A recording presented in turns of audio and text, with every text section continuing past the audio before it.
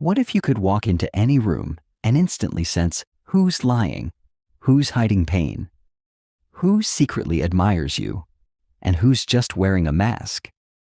What if you could decode human behavior, not through magic, but through science? Every blink, every shift, every pause tells a story. And once you learn to read it, nothing about people will ever be a mystery again. In this audiobook, you'll discover the secret psychology behind body language, facial expressions, energy shifts, and emotional signals, even the ones people don't want you to see. This isn't manipulation. This is mastery. This isn't judgment. It's empathy sharpened by awareness. Because when you truly learn to read people, you don't just understand them. You connect, influence, protect, and lead with unshakable clarity. Welcome to the science of reading people, where perception becomes your greatest power. Chapter 1. The Hidden Language of Human Behavior. Reading people begins not with hearing what they say, but with observing what they do. Before a person utters a single word, their body has already spoken volumes. From the way they walk into a room to how they hold their hands while speaking, every movement broadcasts a message. Human beings evolved to communicate with gestures long before language was developed, and those nonverbal cues still make up over 60% of how we communicate today. A slight shift in posture can indicate discomfort. A genuine smile involves the eyes. A microexpression, a flash of emotion lasting less than a second, can reveal someone's true feelings, even when they try to hide them. FBI agents, psychologists, and behavioral analysts rely on this silent language to assess threats, understand motives, and uncover truths. For example, an FBI profiler watching a suspect doesn't just hear the answers. They watch for inconsistencies between words and actions. A man claiming confidence while fidgeting with his fingers or avoiding eye contact is broadcasting anxiety, not assurance. Learning to read people is not a gift reserved for professionals. It's a skill that can be trained. It starts by becoming hyper-aware of baselines. A baseline is a person's natural behavior under normal, non-stressful conditions. Once you understand how someone behaves when they're calm, any deviation, rapid blinking, shallow breathing, crossing arms, may indicate inner conflict or discomfort. It doesn't mean they're lying, but it does mean something has changed. Consider the handshake. A firm grip can signify confidence or control, while a limp one might indicate passivity or insecurity. Eye contact is equally telling. Too little might show shyness or deception, but too much can signal dominance or even aggression. The key is context. No gesture should be interpreted in isolation. Crossed arms might suggest defensiveness, or simply that the room is cold. Real mastery in reading people involves pattern recognition. Just like a chess master sees multiple moves ahead, a skilled observer notices the microshifts in energy, facial muscles, posture, and tone of voice. Take the example of mirroring. When people like each other or feel aligned, they subconsciously mimic each other's body language. This is rapport in action. When mirroring breaks, say one person leans back while the other leans forward, it could indicate a disconnect or disagreement. Facial expressions are the most universally understood cues. Psychologist Paul Ekman identified 7 universal emotions: happiness, sadness, anger, fear, surprise, disgust, and contempt, each with specific facial patterns. These expressions happen even across cultures, suggesting a biological foundation for emotional display. A furrowed brow, a curled lip, or widened eyes speak a language everyone understands instinctively, even if they don't realize it consciously. Reading people also means listening to how they speak. Their tone, rhythm, pitch, and pace add meaning beyond the words. A pause before answering may suggest hesitation. A raised pitch could indicate anxiety, and overcompensation with too much detail might be a sign of fabrication. But again, Patterns matter more than isolated signs.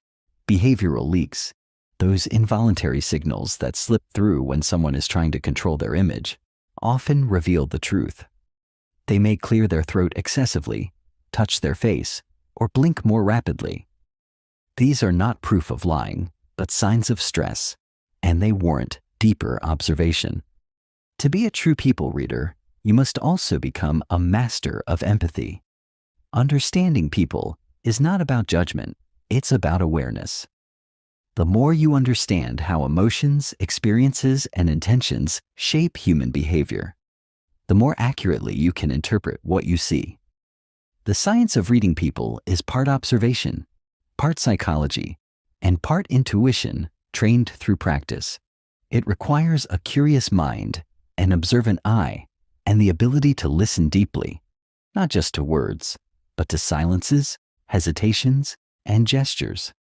As we move through the world, every interaction is a lesson, and every person is a book waiting to be read. Chapter 2.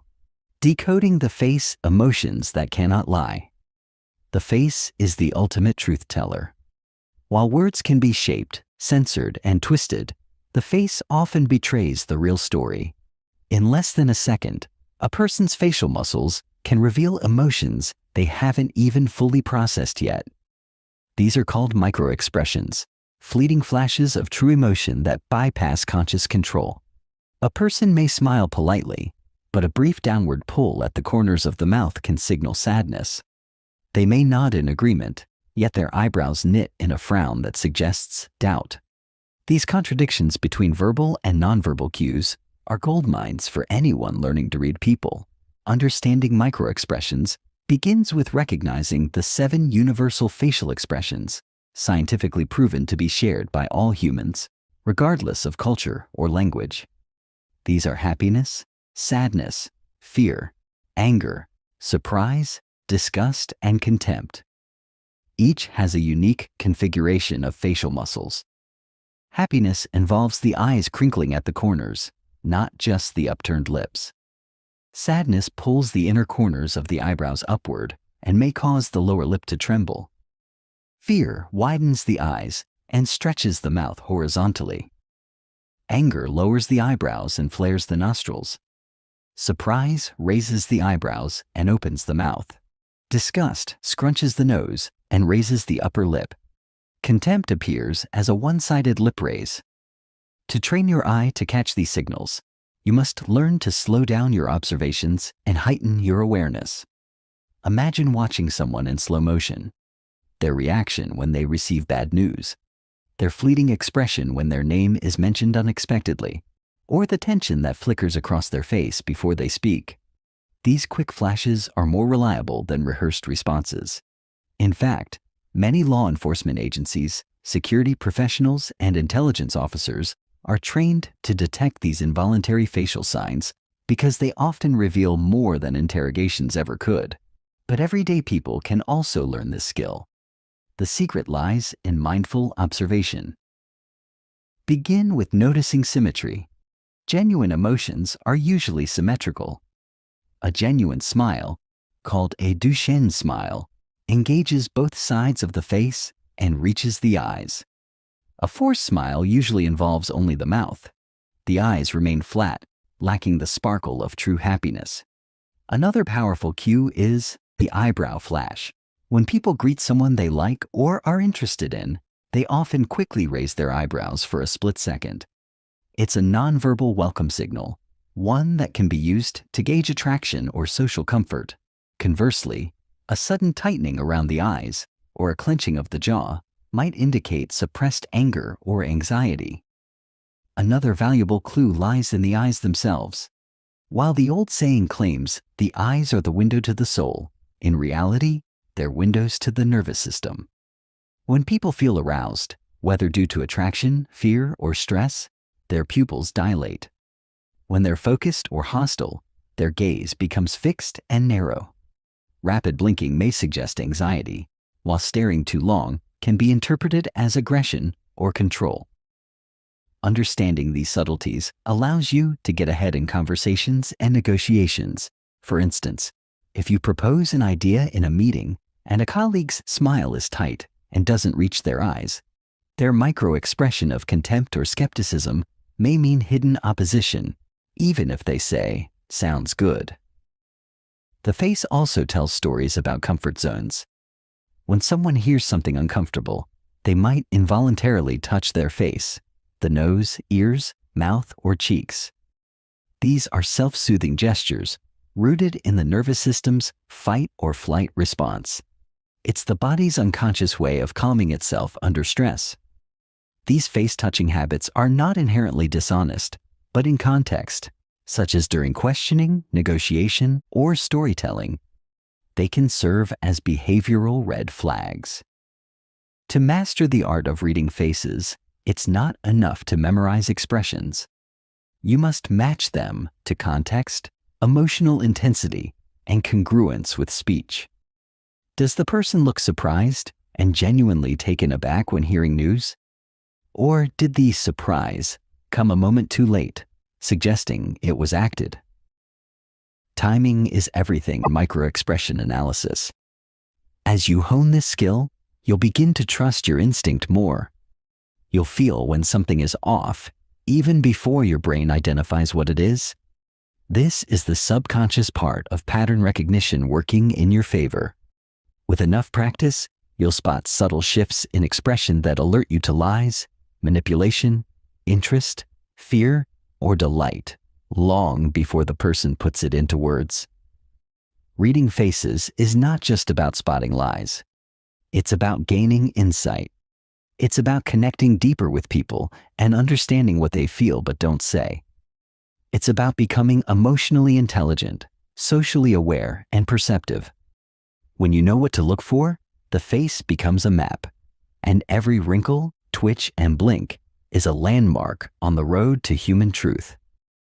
Chapter 3: Body Language. The silent messenger of the mind. Before people open their mouths, their bodies start speaking. The way someone enters a room, stands during a conversation, or shifts weight from one leg to another is not random. It's a story in motion.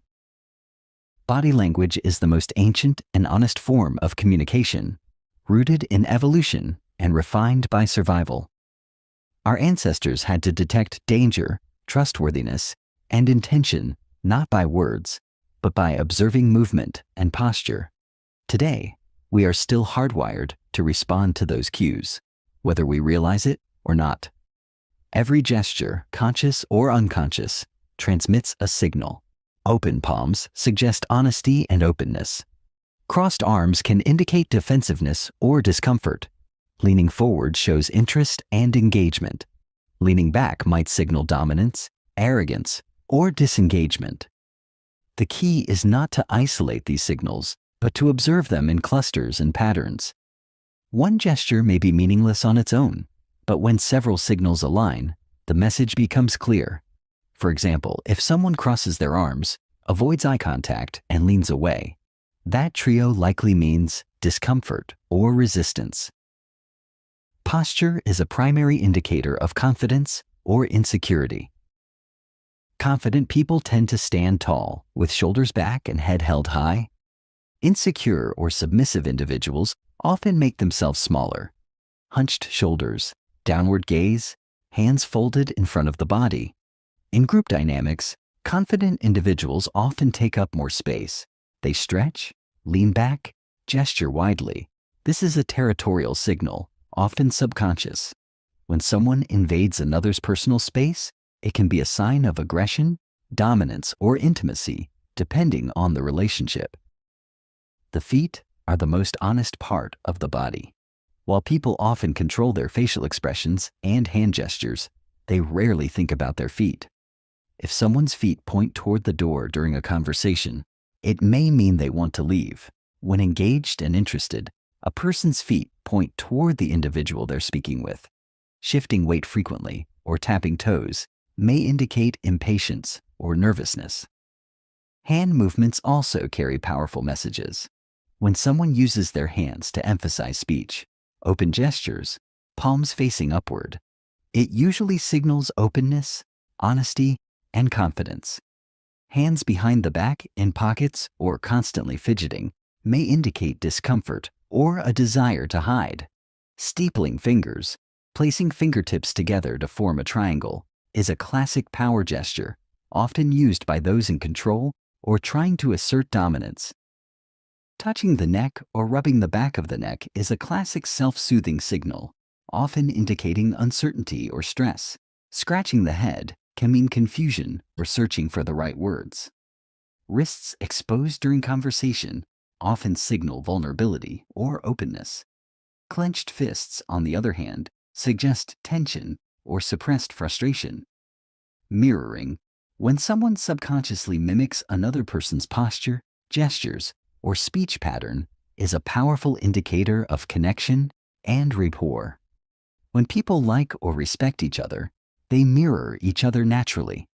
This is the body's way of saying, "We're in sync." If someone suddenly stops mirroring, it can be a sign that the connection has broken or discomfort has arisen. Proxemics, the study of personal space, is another key element.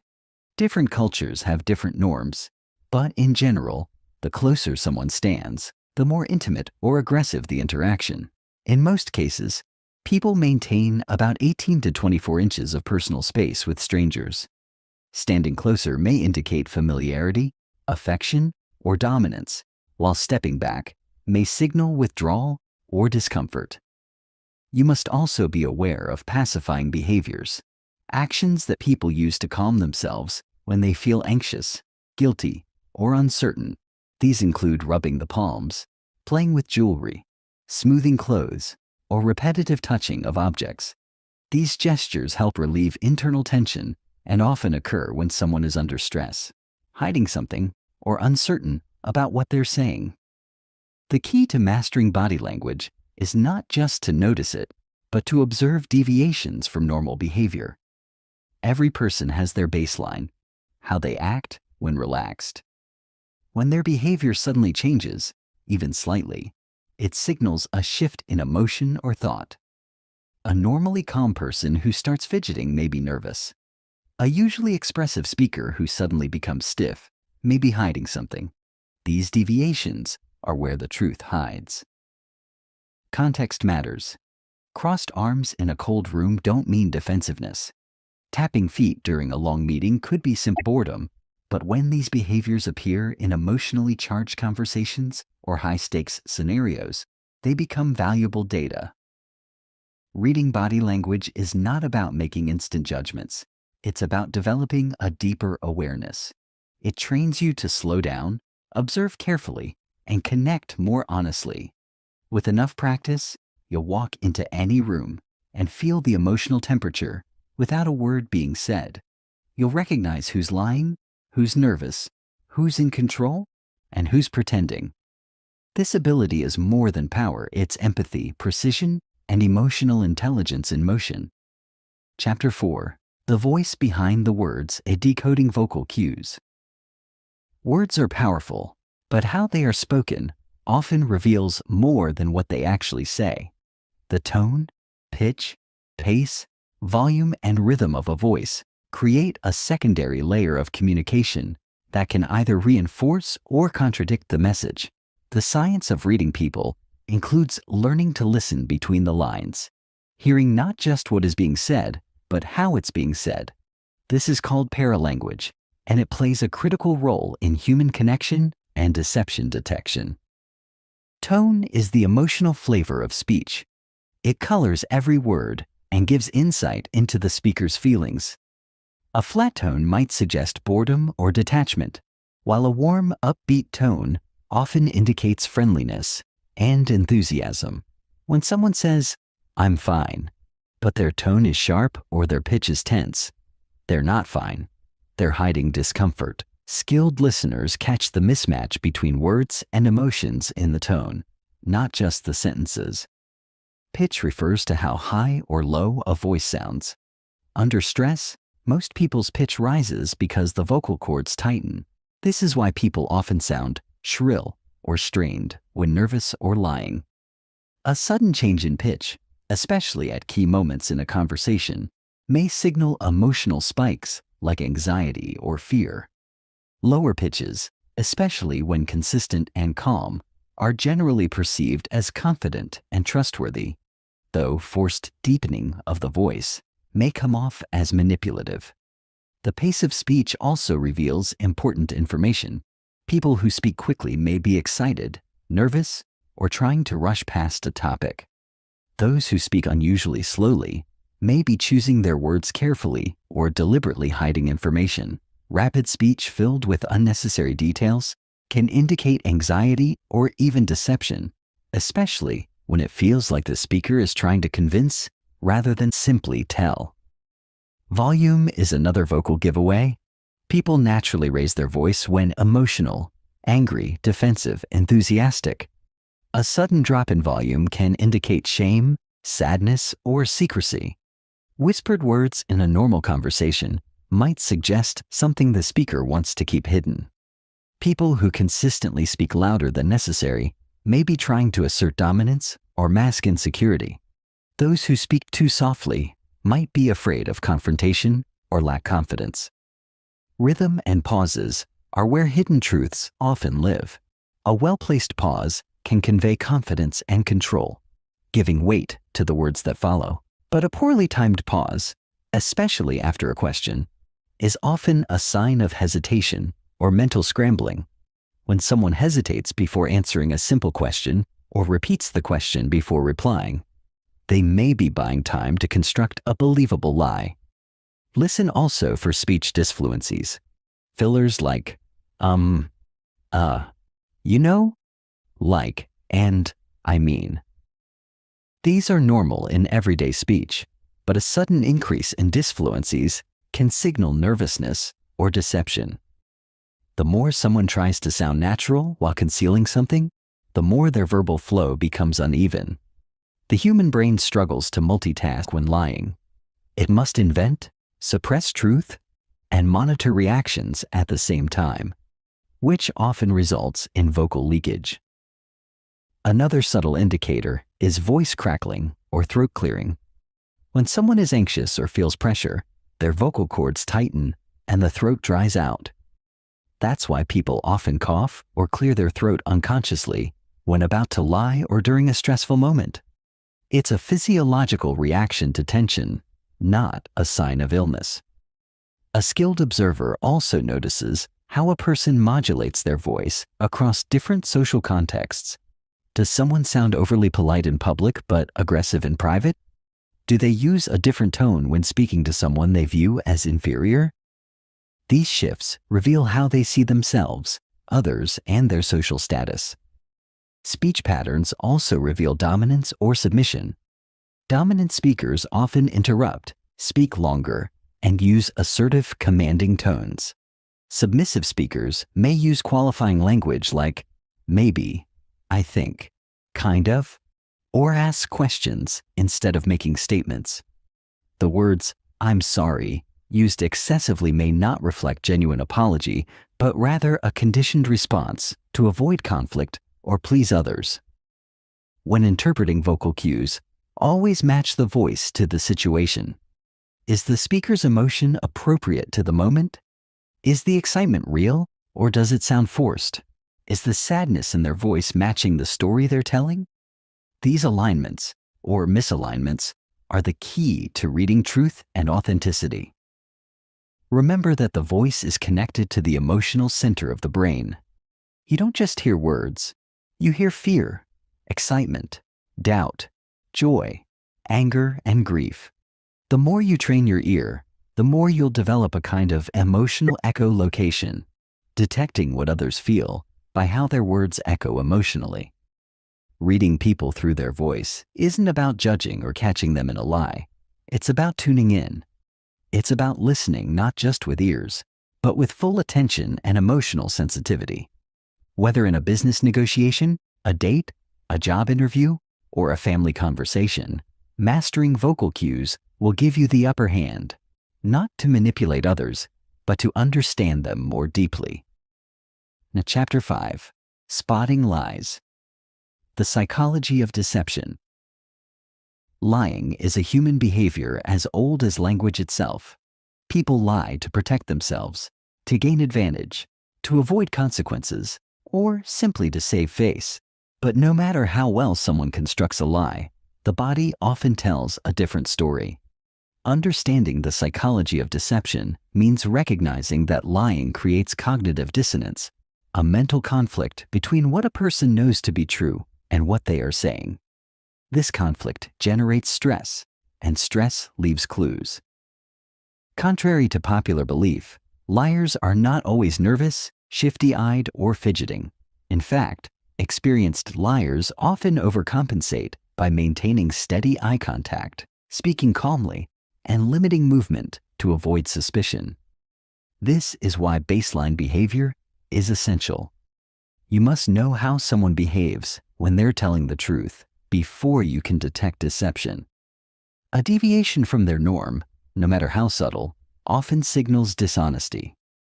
One of the first signs of deception is a disconnect between verbal and nonverbal communication. A person may say, "I'm confident in that decision," while their body shrinks, eyes dart, or hands tremble. These mismatches are called leakage, the emotional truth slipping through physical cues. A lie puts pressure on the brain, which must simultaneously invent a story, suppress the truth, monitor body language, and gauge the listener's reaction. That overload often leads to behavioral slips. Timing is a critical element. A truthful reaction is immediate because it's rooted in memory. A deceptive answer often comes with a slight delay, while the mind constructs a plausible story. If someone repeats your question before answering or pauses longer than usual, they may be stalling for time to build a lie. Liars also tend to distance themselves from the lie by avoiding personal pronouns. Instead of saying, "I didn't take the money," they might say, "The money wasn't taken by me." This distancing language is a subconscious attempt to remove ownership of the false statement. They may also use overly formal language in an attempt to sound credible or calm. Another common pattern is excessive detail. Truth is simple. Lies are complicated. Liars often add unnecessary information to sound convincing, but these extra details can appear rehearsed or forced.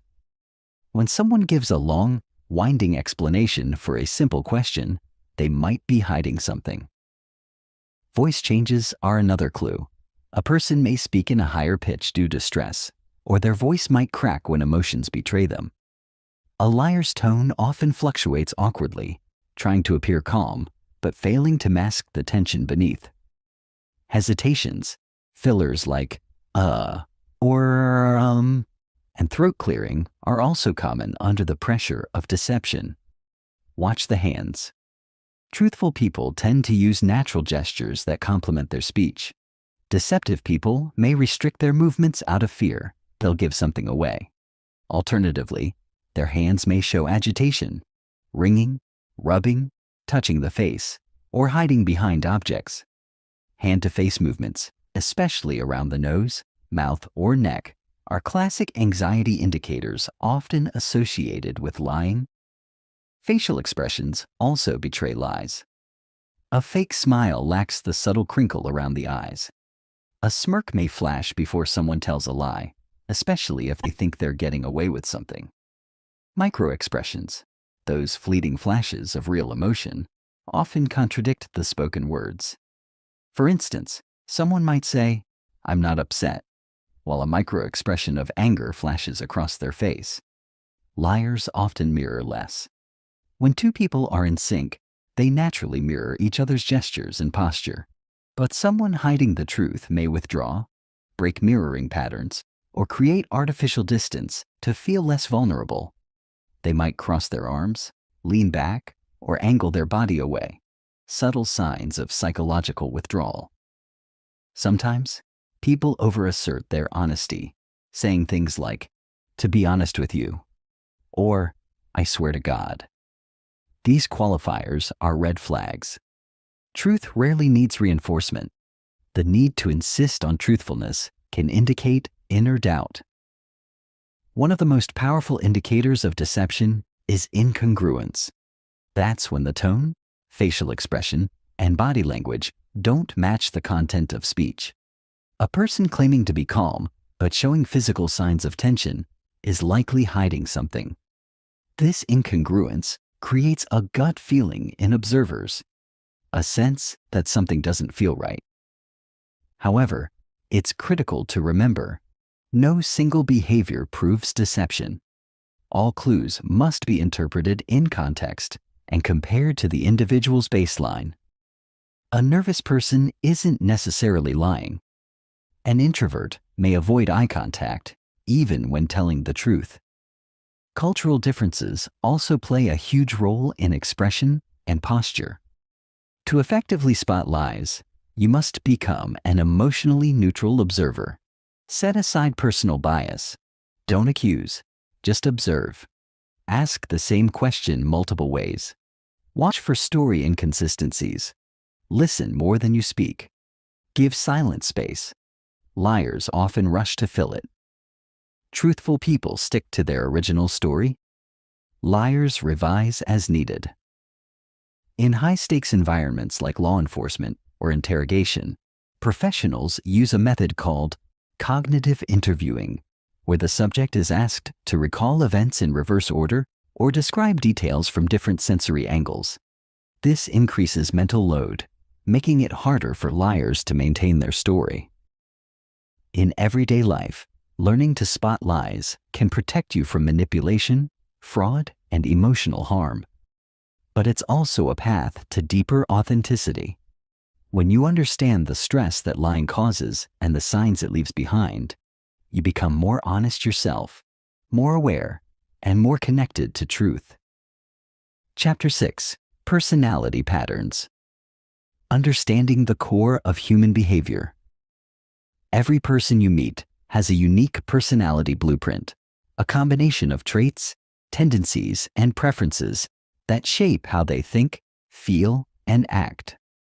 To read people accurately, you must look beyond temporary emotions and into deeper behavioral patterns. While body language, facial expressions, and vocal cues reveal what a person is feeling in the moment, personality reveals why they feel and act that way. The science of reading people, therefore, is incomplete without understanding personality types. At the heart of human behavior lies predictability. People are surprisingly consistent when you learn what drives them. Some people avoid conflict at all costs. Others lean into dominance. Some seek validation through approval, while others thrive in solitude and independence. These patterns repeat across time, relationships, and environments. Your job as a reader of people is to identify them. One of the most effective tools for identifying personality is the Big 5 Personality Traits model. These 5 traits, openness, conscientiousness, extroversion, agreeableness, and neuroticism, create a framework for understanding individual differences. Openness reflects creativity, imagination, and a desire for new experiences. People high in openness are curious and flexible thinkers. They may wear unconventional clothing, express deep philosophical thoughts, or enjoy abstract conversations. Low openness may appear in people who prefer routine, tradition, and concrete facts. Conscientiousness reveals how organized, responsible, and goal-oriented a person is. High conscientiousness often shows in punctuality, neat appearance, structured speech, and focused behavior. These individuals are planners and rule followers. Low conscientiousness may reveal itself in scattered thoughts, missed deadlines, or spontaneous actions without preparation. Extroversion is about energy direction, outward versus inward. High extroversion people are expressive, energetic, and socially dominant. They maintain eye contact, use wide gestures, and enjoy social engagement. Low extroversion individuals, or introverts, may speak softly, prefer solitude, and think deeply before responding. They aren't shy, they're selective. Agreeableness shows up in warmth, empathy, and cooperation. Highly agreeable people smile frequently, nod often, and prioritize harmony over conflict. They may hesitate to disagree even when they have strong opinions. Low agreeableness, in contrast, manifests in bluntness, criticism, and a confrontational tone. These individuals aren't necessarily rude, they're direct. Neuroticism reflects emotional stability. People high in neuroticism are prone to anxiety, mood swings, and emotional reactivity. They may over-apologize, appear tense, or struggle to hide discomfort. Low neuroticism individuals remain calm under pressure, speak steadily, and show emotional control even during conflict. Beyond the Big Five, there are classic personality archetypes found in psychology and behavioral science. One such framework is the DISC model. Dominant personalities are assertive, results-driven, and direct. Influential types are social, enthusiastic, and expressive. Steady types are dependable, patient, and loyal. Compliant types are analytical, detail-focused, and cautious. You can spot these patterns by observing how people make decisions, respond to stress, interact in groups, and handle authority. A dominant person often takes control in group settings, interrupts others, and speaks in firm tones. An influential type uses humor, gestures, and stories to connect. A steady person supports others, avoids confrontation, and prefers predictability. A compliant individual asks detailed questions and may appear skeptical until they've reviewed facts. The key to reading personality is watching behavior over time.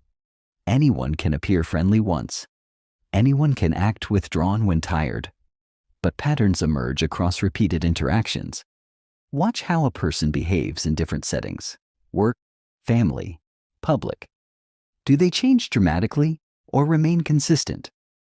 This consistency reveals their core personality, not just surface emotion. Another important dimension is understanding attachment styles, which influence how people behave in relationships. Secure individuals show open body language, relaxed eye contact, and emotional availability. Anxious individuals may appear clingy, overly expressive, or hypervigilant to signs of rejection. Avoidant types may seem distant, emotionless, or disinterested. These styles form early in life and deeply influence adult communication and trust behaviors. Personality traits also determine how people process conflict. Some confront, others avoid. Some seek resolution, others seek to win. The way someone argues, listens, apologizes, or justifies their actions can tell you volumes about their personality. You can also learn a lot by observing how people handle change. Do they resist it, embrace it, or fear it? Openness to change often reflects adaptability and emotional intelligence. Resistance, while not inherently bad, can signal fear-based thinking or high need for control. Understanding personality doesn't mean putting people in boxes. It means identifying tendencies. The more you observe someone, the more you begin to predict their responses. This gives you a huge advantage in relationships, negotiations, leadership, and persuasion. You know how to speak their language, appeal to their motives, and navigate their fears.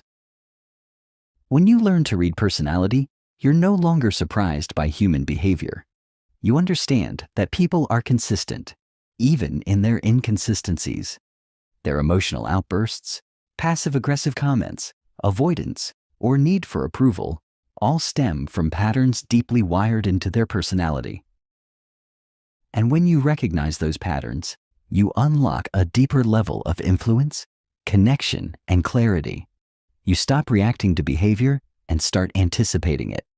You stop judging people by one moment and start understanding them over time. Chapter 7. Situational Awareness. Reading the room before the person.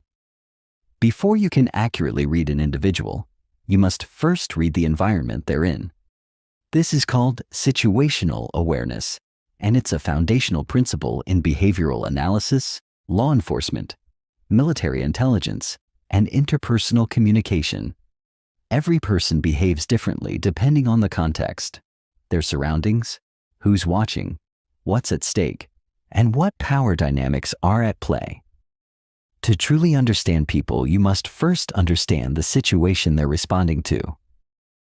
Imagine observing someone at a job interview, then at home with friends, then at a funeral.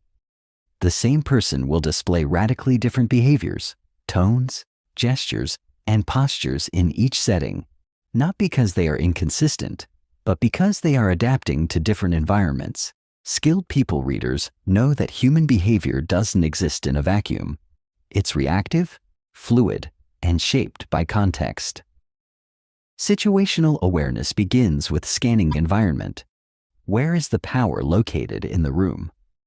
Who is dominant and who is submissive? Who is being watched and who is trying to blend in? These questions help you decode not just the person, but their role in the social system.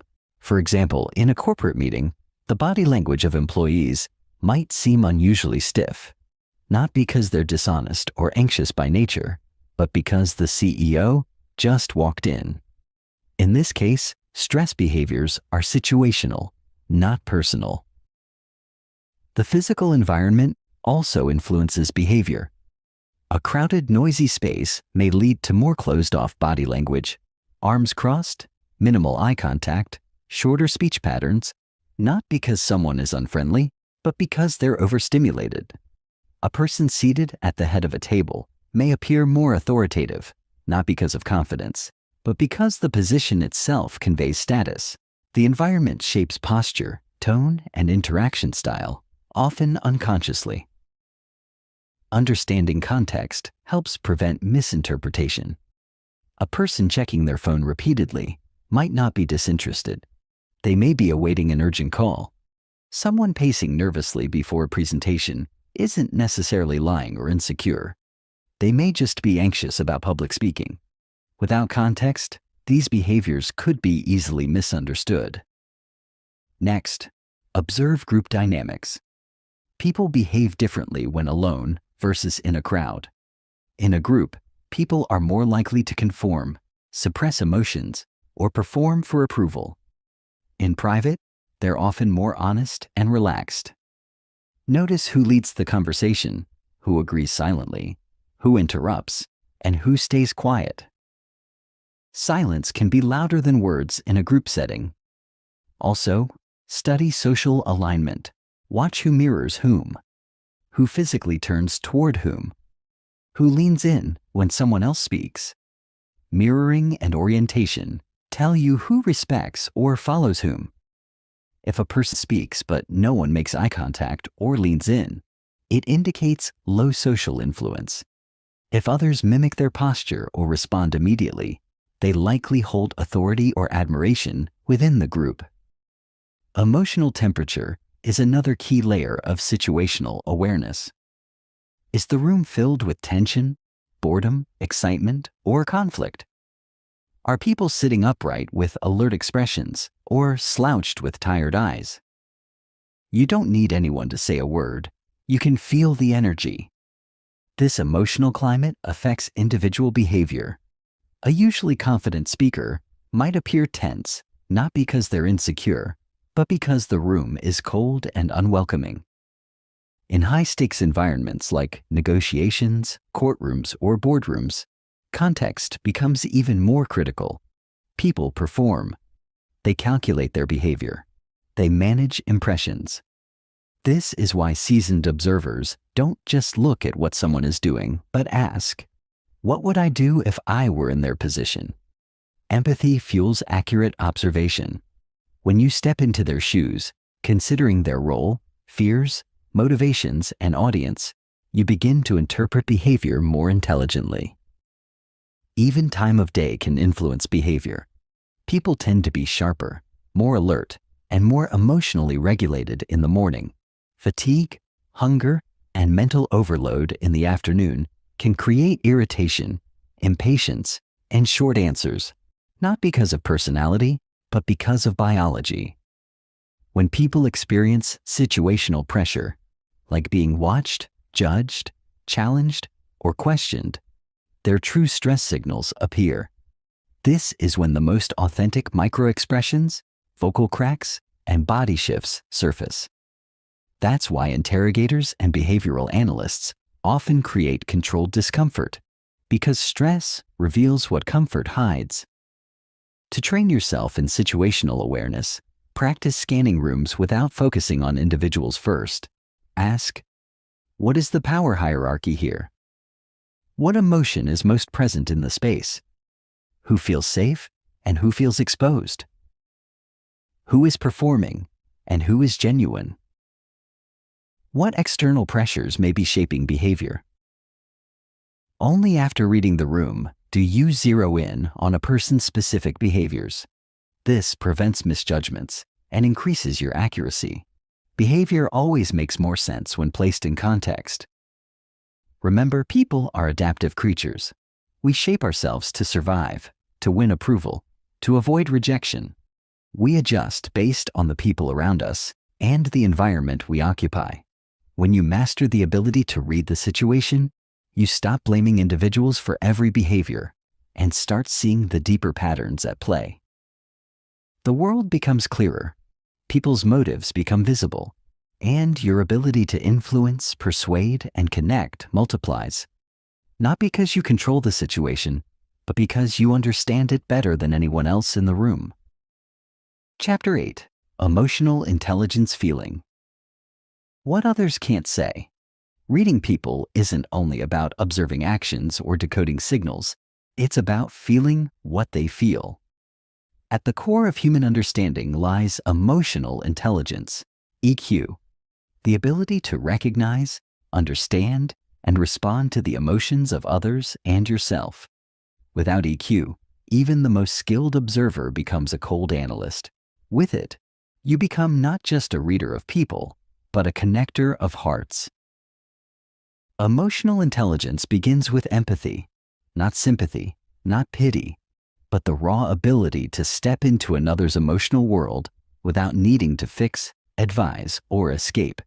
It's sensing sadness behind a smile. It's hearing the pain in someone's silence. It's recognizing when someone's anger is actually fear wearing armor. To read people emotionally, you must first become aware of your own emotional state. If you're angry, tired, or distracted, your interpretation of others will be distorted. Your emotional lens colors your perception. That's why emotionally intelligent observers pause to regulate themselves before judging anyone else. When you meet someone, their emotional energy speaks before their words. Are they radiating calm or buzzing with anxiety? Are their shoulders relaxed or tense? Is their voice flat or emotionally loaded? These subtle signs are emotional cues, and people with high EQ detect them instantly. Start by listening for emotional subtext.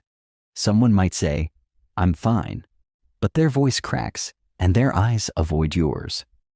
The emotionally intelligent listener hears what wasn't said. People rarely say what they mean in emotionally charged situations. Instead, they test waters, drop hints, or wrap their truth in humor. EQ is the radar that catches what others miss. Another key to EQ is non-reactivity. When someone shows anger or defensiveness, low EQ people escalate, raising their voice, defending themselves, or shutting down. High EQ individuals lean in. They slow down. They ask, "What's really going on?" This emotional presence disarms tension and creates trust. The emotionally intelligent also recognize emotional transitions. A person may enter a room full of joy and exit with heavy silence. Something happened. EQ notices the shift and gently investigates. "You seemed excited earlier?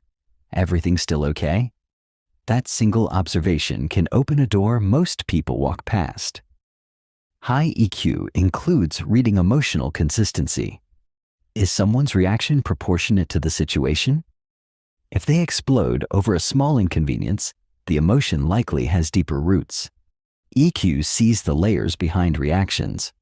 A joke that provokes tears. A compliment that causes someone to freeze. These are moments when unspoken trauma or insecurity surfaces, and EQ doesn't ignore them. In romantic relationships, emotional intelligence is gold. It allows partners to comfort, validate, and mirror each other's feelings, strengthening bonds. A partner with high EQ knows when space is needed, when to ask questions, and when to simply be there in silence. They recognize micro-reactions, subtle eye movements, breath shifts, or hand squeezes that reveal a partner's mood without a single word. In leadership, EQ transforms authority into inspiration. Emotionally intelligent leaders don't just give orders. They read the emotional atmosphere of their teams. They can tell when morale is low, when tension brews, when someone is disengaged. They address the emotional root, not just the symptom. This builds loyalty, trust, and resilience in teams. In social settings, EQ shows up as emotional mirroring and calibration. You match the other person's tone, energy, and pace, not to manipulate, but to show understanding. If someone speaks slowly and softly, and you respond loudly and fast, it creates friction. High EQ senses this mismatch and adjusts. This is why charismatic people feel in tune with everyone. They are emotionally agile. But EQ is not about emotional flooding. It's not feeling everything so deeply that you lose control. It's about emotional regulation, knowing how to hold your emotions without suppressing or dumping them. It's noticing that you're irritated, but choosing to respond calmly. It's recognizing sadness without needing to collapse. To build your emotional intelligence, practice active listening. Don't interrupt. Don't plan your response. Just absorb. Ask reflective questions. How did that make you feel? Instead of, why did you do that? Notice emotional patterns. How people react when stressed, praised, challenged. Stay present. Put the phone down. Maintain eye contact. Give full attention. Validate emotions. That sounds frustrating goes further than, don't worry about it. Emotionally intelligent people don't rush to fix others. They create space for others to feel safe in their truth. They're not perfect, but they are present. They know that every person is carrying invisible burdens, and they approach others with curiosity rather than assumption. Reading emotions is not weakness, it's strength. It's the ability to connect across barriers, calm storms before they erupt, and understand people so well that they don't have to explain themselves. It's knowing when someone is hurting, even when they smile. When you master emotional intelligence, you don't just read people. You feel them. You honor them. And in return, people trust you, follow you, open up to you, because they sense that you truly see them. Chapter 9. Intuition. Trusting the inner signal.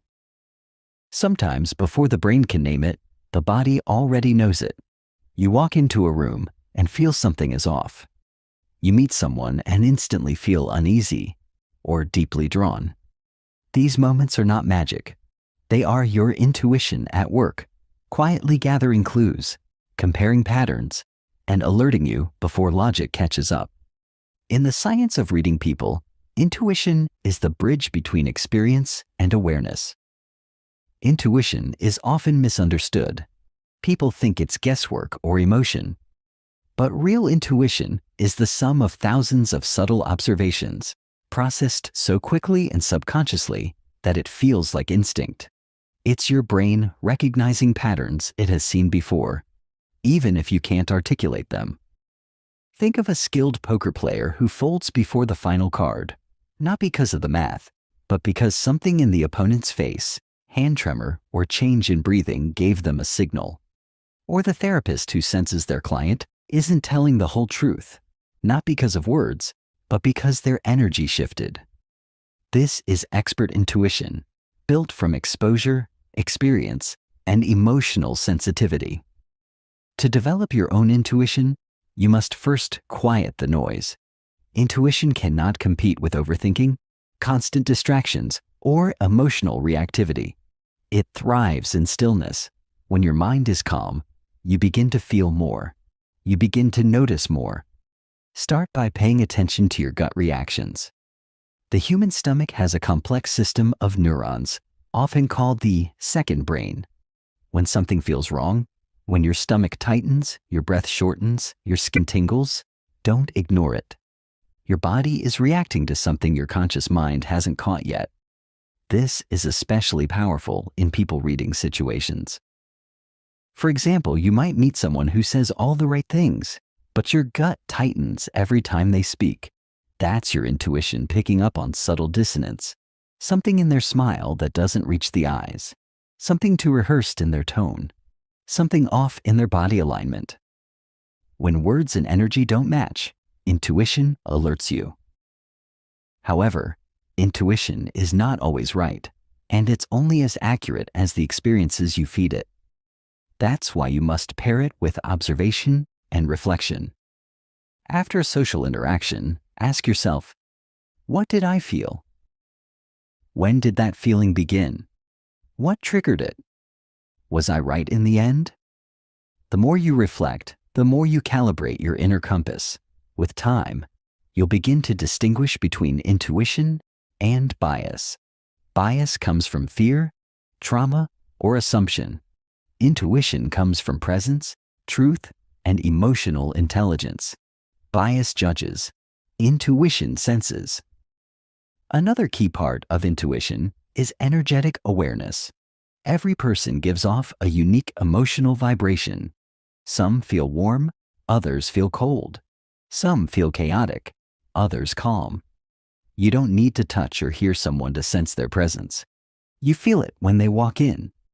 Intuitive readers are not just watching the surface. They're tuning into the emotional frequency underneath. You can strengthen this gift through meditation, mindfulness, and emotional clarity. The clearer you are inside, the more accurate your perceptions become. Chaos within blocks clarity without. Also pay attention to dreams, symbols, and flashes of insight. The subconscious mind continues processing information long after you've left a conversation. Sometimes the truth about someone you met earlier will surface in a dream. Sometimes you'll remember something odd they said hours later. Trust those delayed downloads. They're not accidents. They're your inner mind organizing truth. Many of the world's greatest leaders, negotiators, detectives, and therapists rely heavily on intuition. They walk into rooms and read the air. They sense lies before hearing them. They feel betrayal before proof appears. Not because they're psychic, but because they've trained their mind and heart to be deeply aware.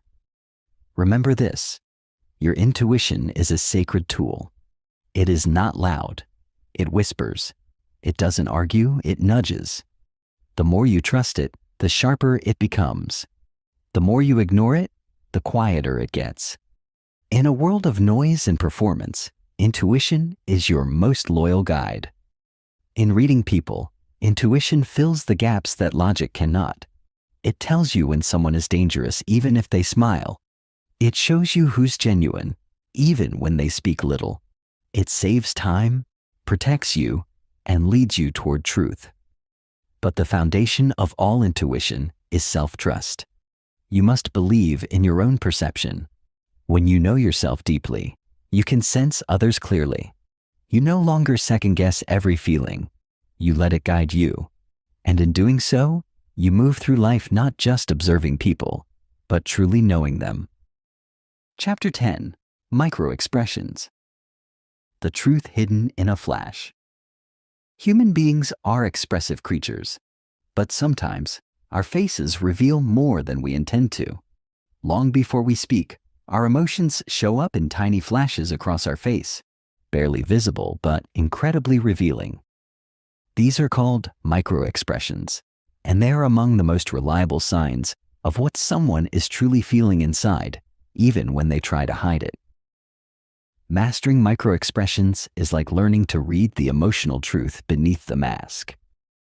A microexpression is a brief, involuntary facial expression that occurs when a person either deliberately or unconsciously conceals an emotion. These expressions typically last between 1/25th to 1/5 of a second. Too fast for the untrained eye, but instantly caught by someone who knows what to look for. They occur universally, regardless of culture, language, or background. Psychologist Dr. Paul Ekman, one of the pioneers in facial expression research, identified 7 universal emotions that appear across all human faces, regardless of race or culture: happiness, sadness, anger, fear, surprise, disgust, and contempt. These emotions show up in predictable facial movements, even if a person is trying not to reveal them. Here's how to spot them. 1. Happiness. Look for crow's feet, wrinkles near the eyes, cheeks raised, and a genuine eye squint. Fake smiles only move the mouth. Real smiles involve the entire face. If someone is smiling with only their lips, but their eyes remain tense or flat, the happiness is probably feigned. 2. Sadness. Brows are drawn upward and inward. The corners of the lips are pulled down slightly, and the eyelids may droop. Sadness often softens the entire face, and it may come with slower movements or a lowered gaze. 3. Anger. Eyebrows lower and pull together, eyes glare or narrow, lips tighten or press together. Anger creates tension in the entire face. Even a flash of this, followed by a polite tone, may indicate suppressed frustration. 4. Fear. Eyebrows raise and pull together, upper eyelids raise and mouth opens slightly. Fear is often visible in the eyes first.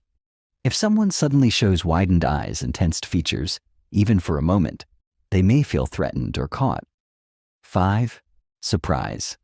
Eyebrows shoot up, eyes widen, and mouth opens. But unlike fear, the muscles aren't tense. Surprise is neutral and short-lived.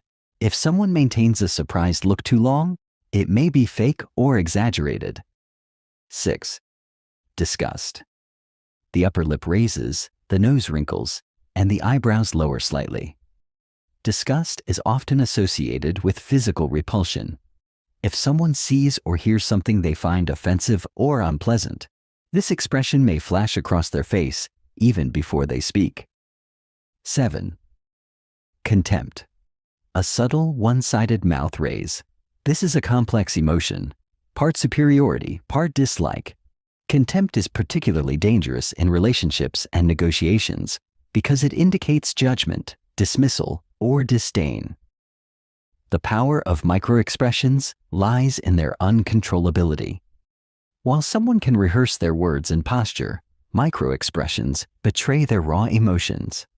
This is especially useful in high-stakes conversations, job interviews, interrogations, sales pitches, or relationships where people often conceal what they truly feel.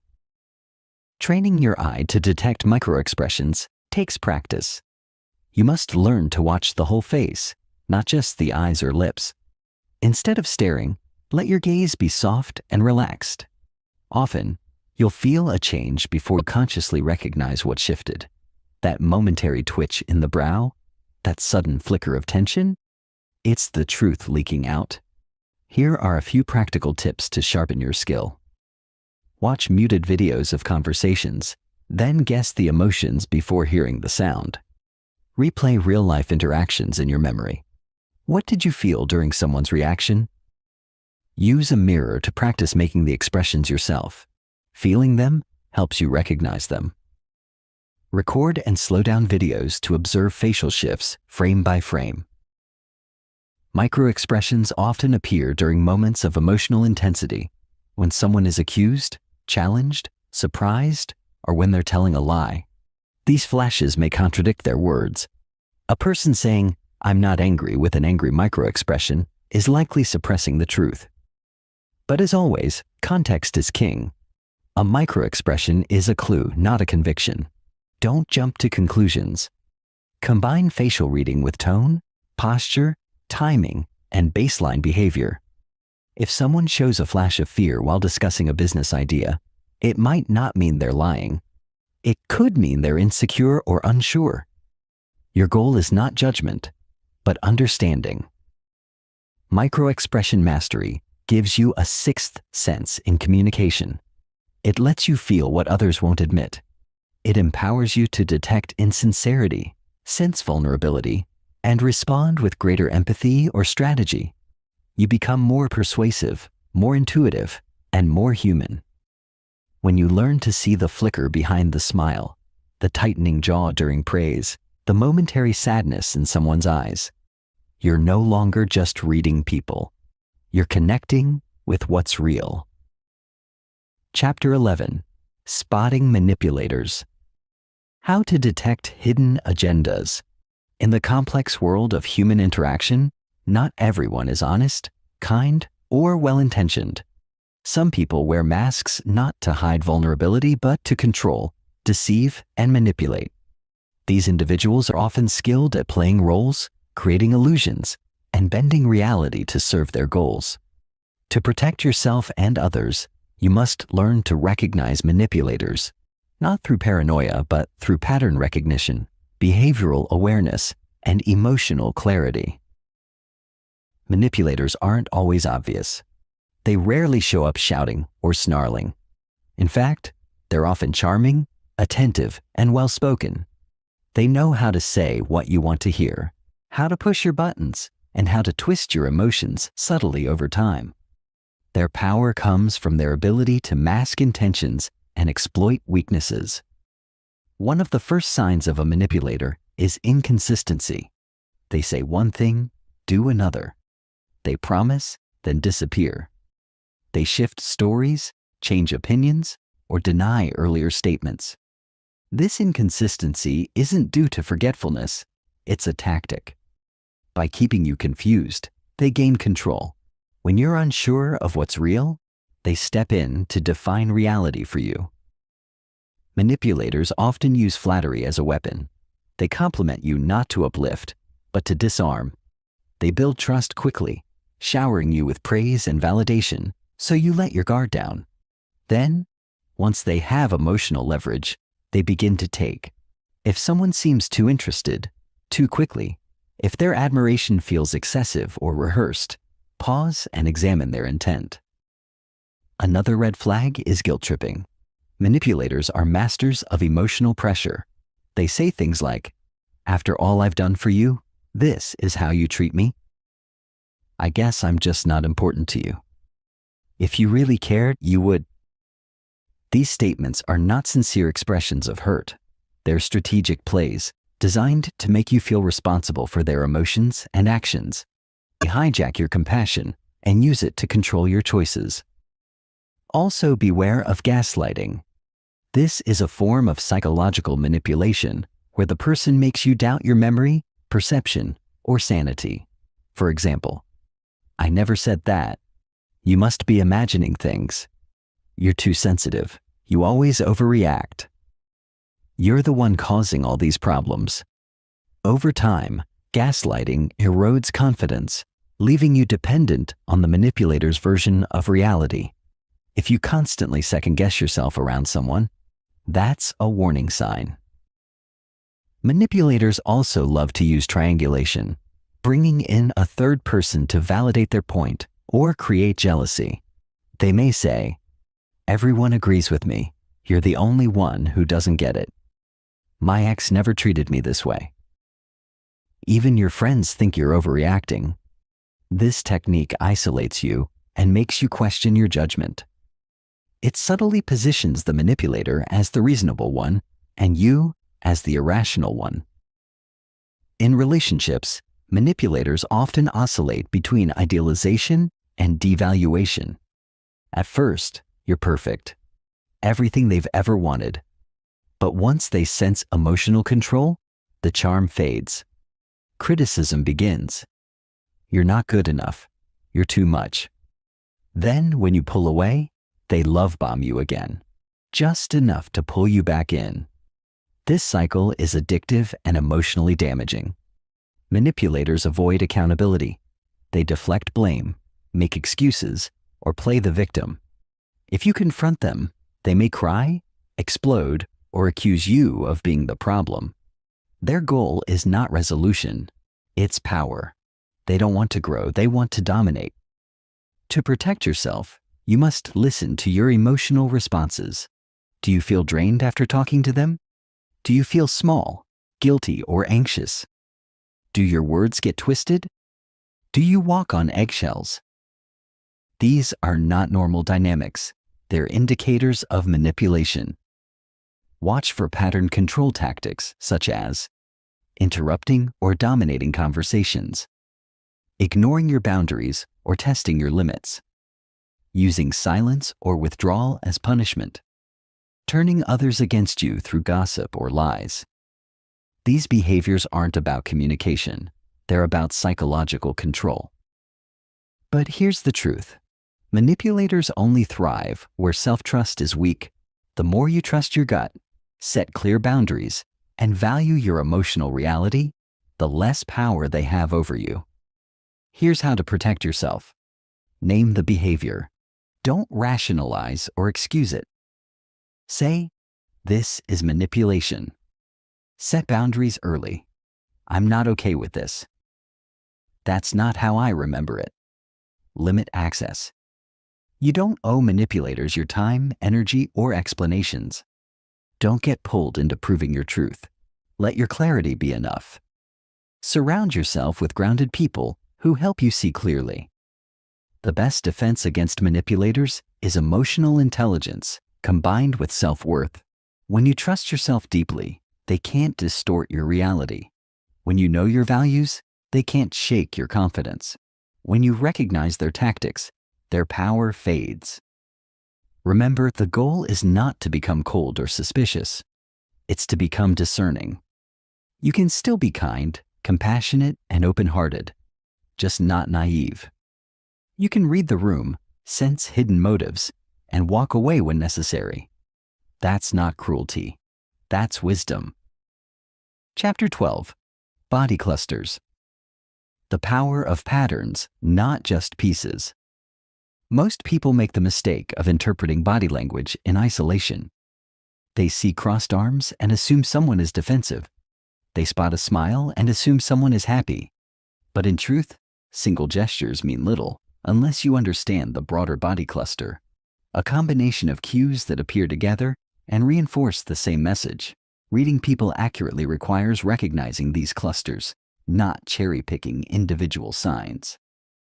A body cluster is a group of nonverbal behaviors that, when observed together, tell a consistent emotional or psychological story. Like a musical chord, it's not one note, but several playing in harmony that create meaning. When gestures, posture, facial expression, and tone align, the message is clear. When they clash, something's hidden.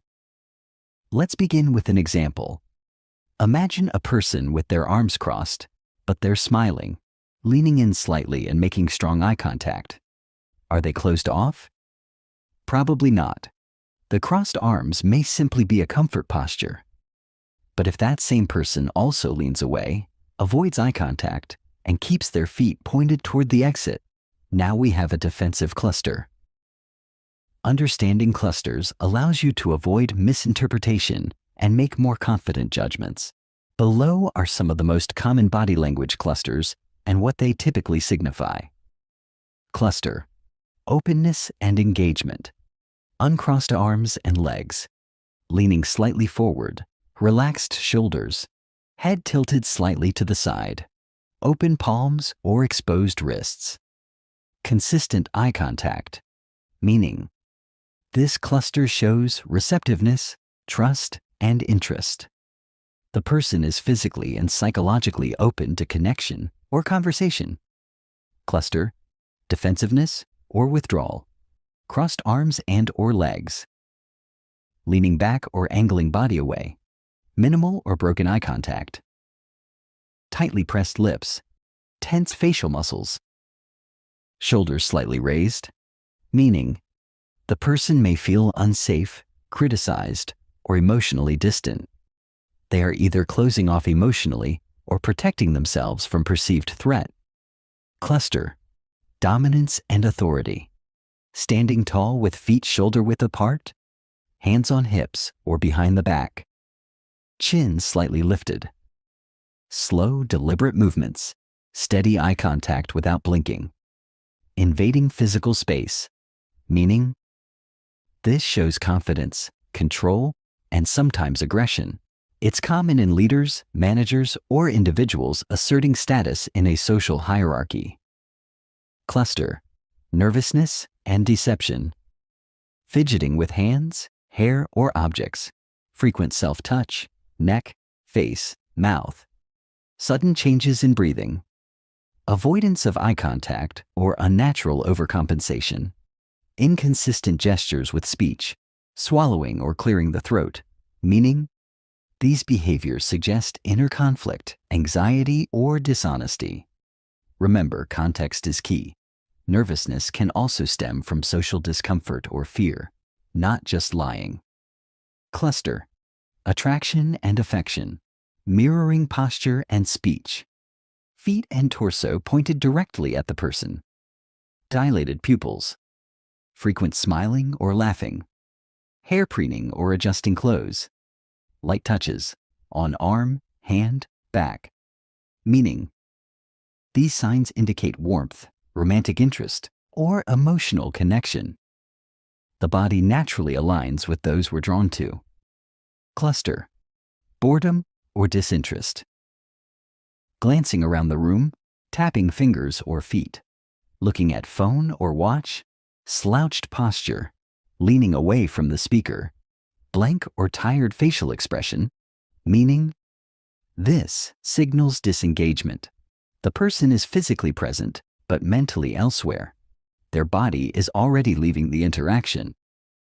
Cluster stress or inner conflict. Rubbing forehead, temples, or eyes. Rapid blinking or eye darting. Shoulders tight and hunched, jaw clenching or teeth grinding. Inconsistent breathing patterns. Forced smiles or laughter, meaning these signs often show someone is mentally overwhelmed or emotionally conflicted. It's the body's way of releasing pressure or seeking comfort. When analyzing clusters, remember 3 core principles. Context is everything.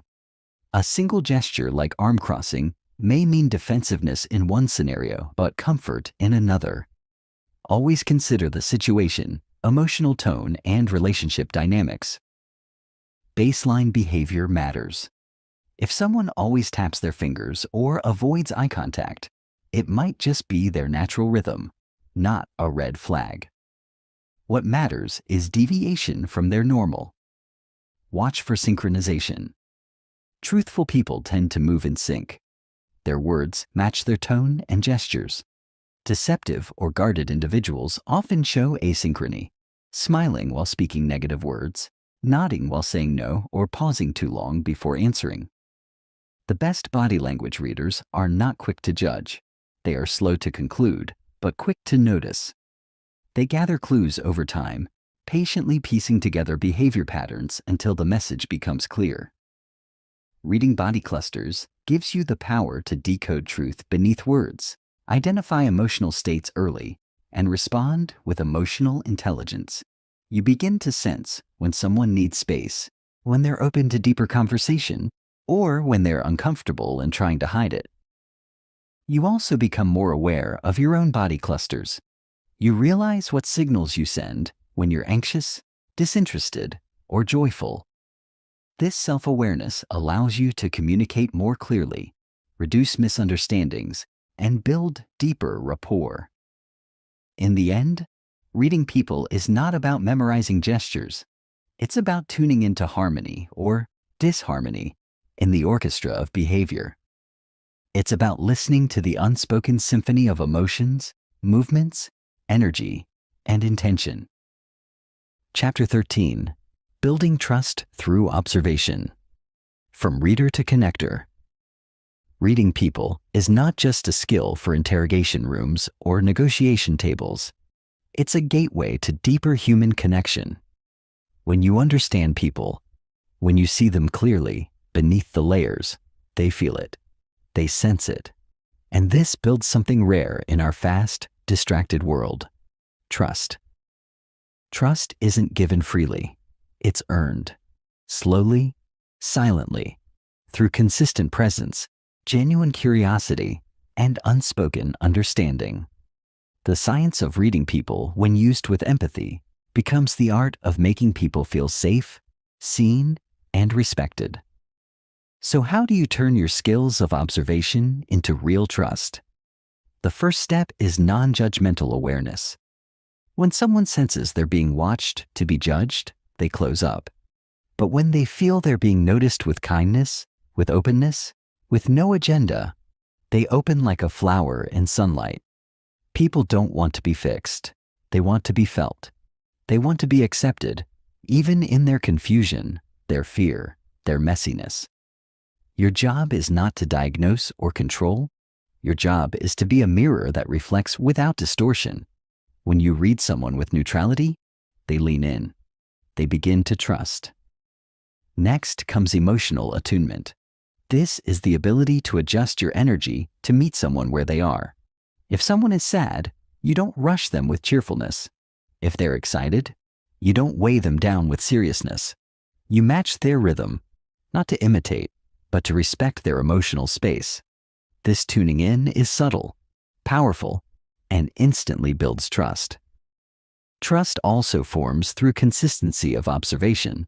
When someone sees that you remember details about them, what they said, how they reacted, what they value, they feel important. They feel held in your attention. And attention is love in action.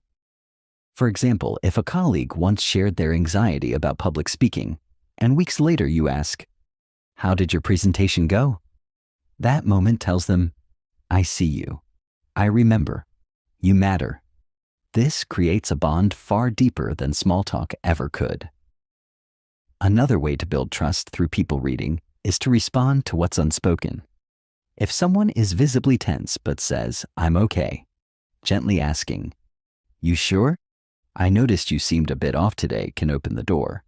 When you name what others hide, with care and zero pressure, you give them permission to drop the mask. But timing matters. You must choose the right moment.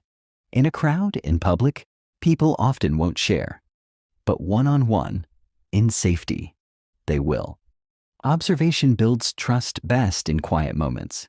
After the meeting, during the walk, on the drive home when walls are lower and masks slip.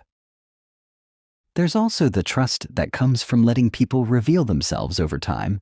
Skilled readers are patient. They don't push. They observe, wait, and allow truth to unfold. When people feel you're not rushing to categorize or expose them, they relax. They reveal more. Trust deepens. Trust also grows when you mirror vulnerability. When you share something real about yourself, something human, not polished or rehearsed, you invite others to do the same. It tells them, this is a safe space for truth. People open up to those who risk opening up first. It's important to understand that building trust doesn't mean always agreeing. Sometimes trust is built in gentle challenge, in calling out a lie with love, in questioning a pattern you notice, in refusing to enable self-deception. If done with respect and care, this strengthens the bond, not breaks it. Here's the key. People trust those who both see clearly and care deeply. If you see but don't care, you become cold and clinical. If you care but don't see, you become naive and easily manipulated. But when you combine perception with compassion, your presence becomes medicine. To become a connector, ask yourself daily, did I make anyone feel truly seen today? Did I notice something others missed? Did I reflect someone's truth without judgment? Did I use my observations to understand, not control? Trust isn't built in grand gestures. It's built in eye contact, held a second longer. In remembering someone's name, in asking follow-up questions, in hearing the pause behind their words, in saying, "I noticed." These small acts of attunement are the bricks that build lasting human bridges. When you master the science of reading people, you don't become manipulative. You become magnetic. People want to be around you because they feel safe. They don't know why exactly, but they feel lighter, freer, more themselves. That's because you're doing what few people do, truly paying attention. And in a world full of noise, the one who listens, deeply, silently, sincerely, will always be the one others trust. Chapter 14. The Art of Calibration. Adjusting your approach. Based on what you see, reading people is only half the power. The other half lies in what you do with what you see. That's where calibration comes in. Calibration means adjusting your words, your energy, your timing, and your behavior based on the signals others are giving you. It's the ability to respond, not react, in a way that builds connection, avoids friction, and influences others effectively. Think of it this way. Reading people gives you the data, but calibration is the response strategy. A great communicator doesn't just notice someone is closed off. They shift their tone to become more gentle, back off slightly, or change topics. A persuasive leader doesn't push harder when they sense resistance. They pause, ask questions, and move sideways instead of forward. Calibration is the difference between being right and being effective. Start with presence. To calibrate well, you must stay present. You can't be in your head planning your next line.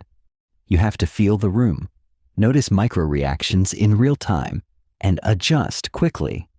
A slight frown, a shoulder pullback, a delayed nod. These subtle signs tell you when to pivot. If you miss them, you bulldoze the conversation. Great calibrators are watchers first, speakers second. Observe the feedback loop. Every time you speak or act, you get feedback. Facial expression, body language, tone shift, energy level. Are they leaning in or pulling away? Laughing or silent? Responding with warmth or going cold? These cues help you know if your approach is working. If your joke lands flat, calibrate. If your advice triggers defensiveness, recalibrate. If your question sparks curiosity, lean in deeper. Calibration isn't manipulation. It's adaptation. It shows emotional intelligence, social awareness, and respect for the other person's experience. Calibrate your energy. One of the fastest ways to create connection or tension is energy mismatch. If someone is soft-spoken and reflective, and you come in loud and fast, they'll likely withdraw. If someone is energetic and passionate, and you're monotone and slow, they'll disengage. The key is energy mirroring, not mimicry, but alignment. Raise or lower your intensity to meet theirs. It creates comfort and trust.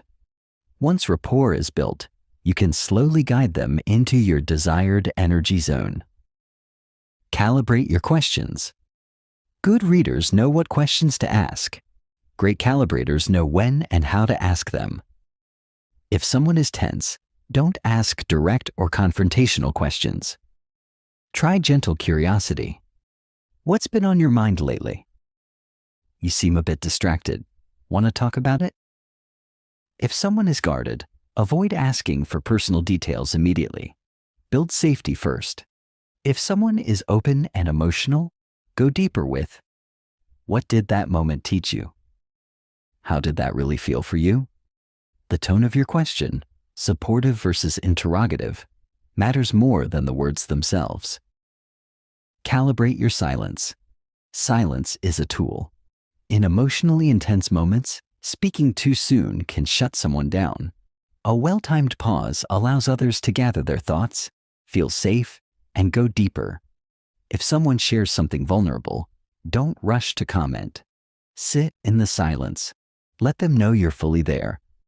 Sometimes the best calibration is doing nothing, just holding space. Calibrate based on roles and hierarchy. Your approach should shift depending on the power dynamics. You don't speak to a nervous intern the same way you do to a confident CEO. You don't challenge a client like you would a close friend. Understanding someone's role and how they see themselves helps you calibrate your communication style. High-status individuals often prefer direct, concise language. Sensitive individuals respond better to warmth and validation. Analytical thinkers appreciate logic and structure. Emotional types want to feel heard before being offered solutions. Know your audience, then adjust. Calibrate in conflict. In conflict, calibration becomes survival. If someone is angry, you don't match their volume, you lower yours. If they blame, you don't defend, you reflect. If they shut down, you don't push, you soften. The goal is not to win, but to de-escalate and understand. Emotionally intelligent calibrators disarm defensiveness, not by being passive, but by being centered and responsive. Calibrate your boundaries. Calibration also means knowing when not to adjust. Some people will try to pull you into their chaos, guilt you into over-explaining, or dominate your time. In these cases, the best calibration is firm boundaries with calm delivery. I hear you, but I'm not available right now. Let's talk about this when we've both had time to think. I'm not comfortable with that approach. You don't have to match someone's chaos to honor their emotions. Calibration as influence. When done with integrity, calibration becomes a superpower of influence. You guide conversations, resolve tension, spark connection, and make people feel deeply understood, all without forcing, faking, or dominating. You become a social chameleon with a spine, flexible, yet rooted in truth. In moments of high emotion or importance, people remember how you made them feel. If you can read their cues and calibrate accordingly, they'll feel safer with you than almost anyone else. That trust opens doors that logic never could.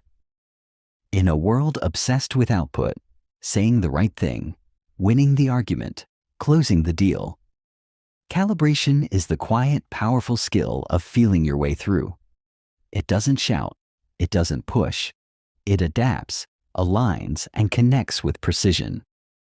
You stop being tone deaf. You stop being emotionally blind.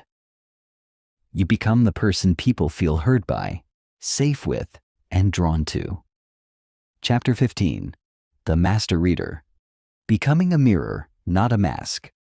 By now, you've uncovered a powerful truth. Reading people is not about control. It's about connection. It's not about having an edge over others. It's about standing with them, not above them. When you become a master reader of people, you don't manipulate, you illuminate. You become the one who sees the storm behind the smile, the story behind the silence, the strength behind the struggle. And that makes you unforgettable. Master readers don't rely on tricks or tactics. They rely on awareness, presence, and humanity. They walk through life with a quiet clarity, tuned into more than just words. They see people not as categories, roles, or profiles, but as breathing, feeling, layered beings.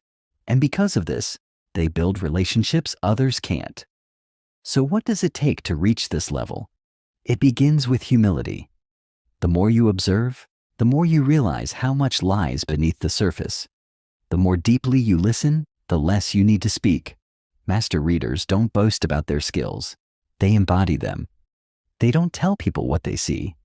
They reflect it subtly in how they respond, how they make people feel, how they show up. They've developed unshakable inner calm. Their emotions don't spill over and cloud their perception. They've learned to pause, breathe, notice.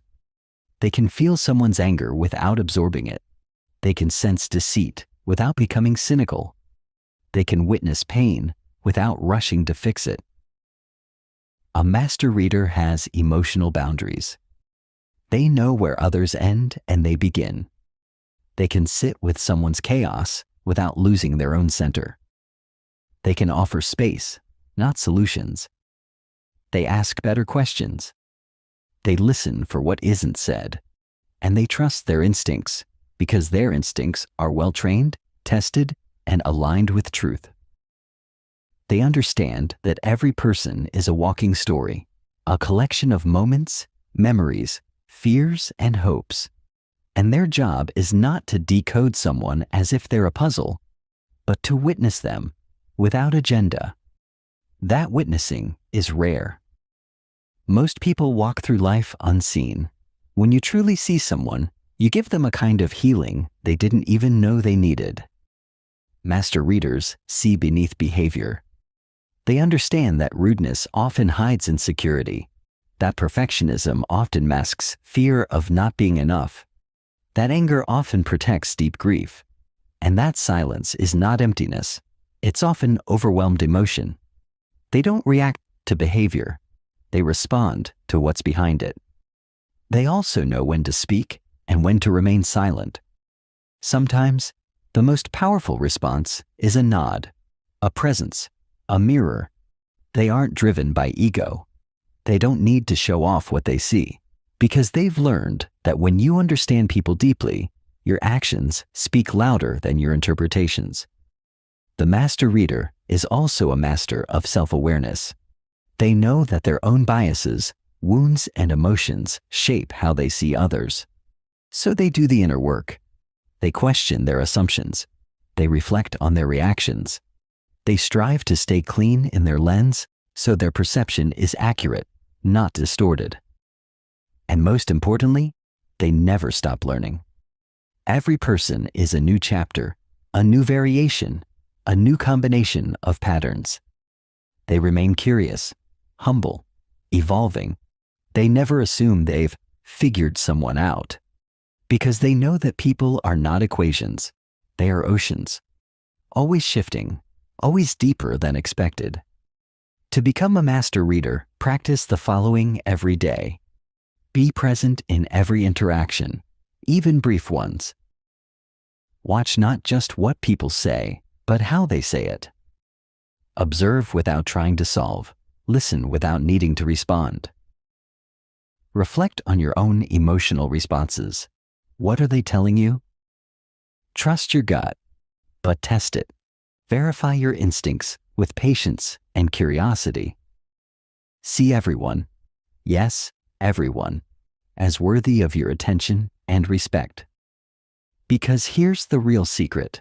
The greatest readers of people are the ones who make others feel seen, not analyzed, not diagnosed, seen, understood, held. And when you become that person, you don't just read people, you transform them. You become the mirror in which they recognize themselves, the stillness that calms their storm, the rare soul who listens when no one else does. That is the gift of reading people. That is the legacy you leave, not by what you say, but by what you see.